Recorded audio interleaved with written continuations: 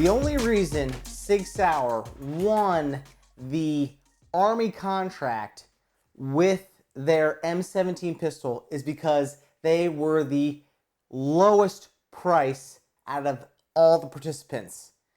My name is Ben Brown. Welcome back to Wise Men Company. Today we're going to be talking about the M17 from Sig Sauer. It's so funny because on the Sig Sauer website, they say underneath the M17, the chosen one.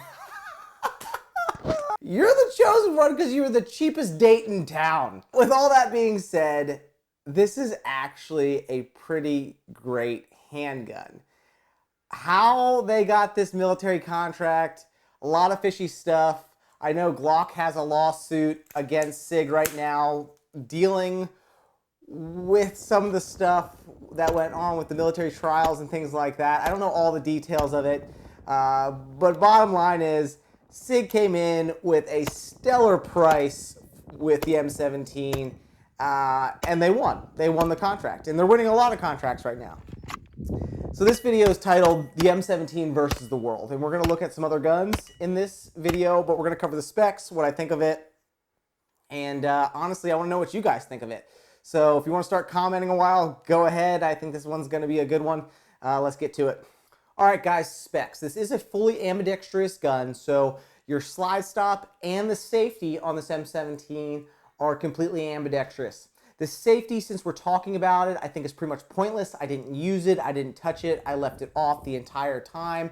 It's kind of hard to get to. It's really small. It seemed like it was a part that they put on here for just in case.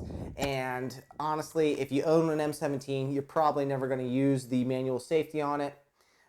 Maybe one or two of you out there will, but I sure as heck did not use the safety. But it is ambi, and that is a nice touch because there are honestly left-handed people out in this world, as hard as it is to believe. There are left-handed people. The mag release can be swapped to the other side if you need it to be swapped. And speaking of mags, it's going to come with 3 magazines, 1 flush fit and 2 long boys. That's pretty nice. These magazines are expensive. They are very nice magazines, high quality steel magazines. As you can see, it's in kind of a two-tone FDE coyote kind of tan scheme going on here. Moving up to the slide, it does have night sights on it, which I think are pretty lame. I'm not a fan of night sights, and these were really, really hard to pick up and see. But it is cut for a dot. The dot is going to remove that rear sight. The footprint is for a Leupold DPP, which is an unusual choice for a military contracted gun. The DPP isn't known for its durability. It does have an open emitter. I personally would have thought they would have went with something like the Acro. Even though the Acro doesn't have a long battery life, it is fully encased, it's fully enclosed. I do like the DPP for competition, civilian use. I like the big window. So for my intended purposes, I can't complain about the Delta Point Pro. I don't know how all the military people out there will adapt to it. Again, it's not the most durable when we're talking about Trijicon RMRs and even some of the Holosuns on the market. To put the dot on this slide, you need to do something kind of unique, and I do have an install video on how to install a red dot on the P320 series from Sig. It's very similar. You need to take the slide off. There's 2 screws underneath, which seems kind of, it leaves room for problems down the road if those screws were to back out or come out inside the gun. I don't know, it just doesn't make much sense. For all of our applications though, stateside, it's probably going to be fine. The M17 does come with 2 recoil springs, which makes me very suspicious. Anytime a gun comes with 2 recoil springs, I'm kind of like, why did you need to do that? What's wrong? What am I going to run into where I might need a different recoil spring? One's heavier, one's lighter. One supposedly is for more commercial loads out on the market, and the other is for more military-specific loads. Heavier and lighter, that's all you really need to know. They're designated by one having an orange end or orange tip to it, and the other one's just straight black. I really like shooting this gun, actually. You know, I made a lot of jokes about it, and I think those jokes are rightfully so, but this gun is really, really nice. If you haven't seen my P320 videos, I like those guns as well. This gun feels really good in the hands. Trigger, nothing to write home about, but it's not bad. It's a little mushy. These guns shoot really, really soft.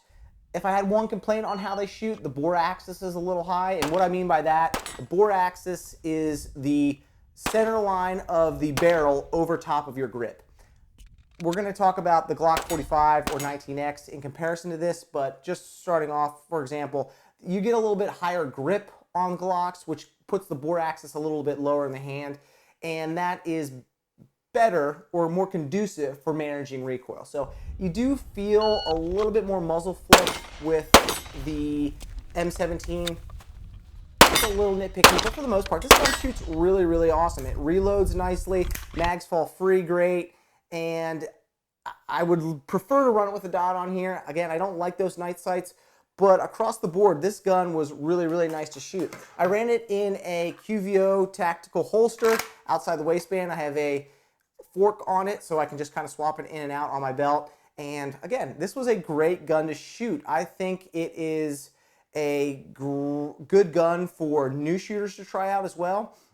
I happened to see this particular model, the M17 specifically, in a couple of classes, 2 to be specific, and they ran great, no malfunctions to report, and the guys using them seemed to really like them. So I know I talked a lot of trash in the beginning of this video and I was kind of poking fun at it, but this gun really is pretty nice. All right, let's look at it compared to some of the other brands and models this gun has been surrounded by in competition and predating its existence.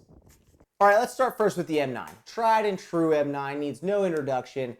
Great gun, great platform, reliable, a little bit outdated on controls and ergonomics, but it's a tried and true staple. Long story short though, I would take the M17 over the M9. I think it's an improvement.